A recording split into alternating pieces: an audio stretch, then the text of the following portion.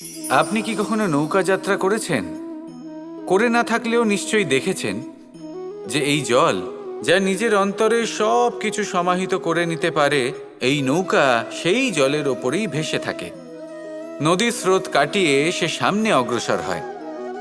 কিন্তু যদি এই নৌকায় কোনো ছিদ্র হয়, তাহলে কিন্তু সেই নৌকা ডুবে যাবে।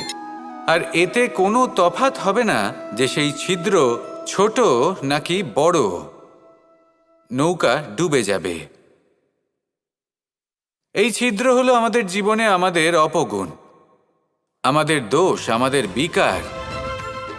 কখনো এটা ভাববেন না যে এই দোষ খুবই ছোট, এতে কিছুই যাবে আসবে না। না, সেই ছোট দোষ, সেই ছোট বিকার যদি সেটাকে শুধরে না নেন, তাহলে সেটা আপনাকে আপনার পতনের দিকে নিয়ে যাবে। শেষ পর্যন্ত এটা আপনার ওপর নির্ভরশীল যে আপনি কি চান।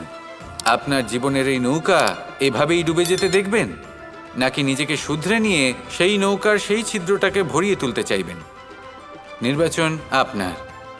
আসুন আমার সাথে ভালোবেসে বলুন, রাধা রাধা। মানুষের আরও একটি শত্রু হলো অহংকার। যদি আপনি এমন কোনো বস্তু অর্জন করেন যা মূল্যবান, বা এমন কোনো সাফল্য যা হয়তো অনেক মানুষ লাভ করতে পারেননি, তা নিয়ে যদি আপনার অন্তরে অহংবোধ জন্ম নেয়, তাহলে এই অহংকার আপনার শত্রু নাকি মিত্র, তা নির্ভর করছে আপনার বিবেকের ওপর।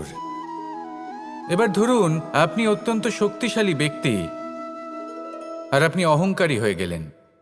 আর আপনি যদি তখন বিবেকবোধ প্রয়োগ না করেন আর সেই শক্তির অপব্যবহার করে অনুচিত কর্ম করতে থাকেন, তাহলে আপনার সাথেও সেটাই হবে যা মামাশ্রী কংসের সাথে হয়েছিল।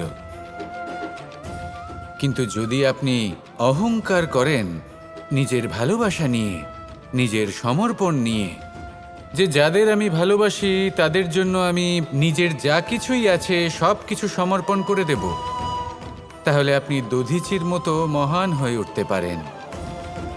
তাহলে এই অহংকার, যা এই সমস্ত সংসারের গতিকে বাধা দেয়, তাকে নিজের বন্ধু করে তুলুন আর আমার সাথে ভালোবেসে বলুন, রাধা রাধা।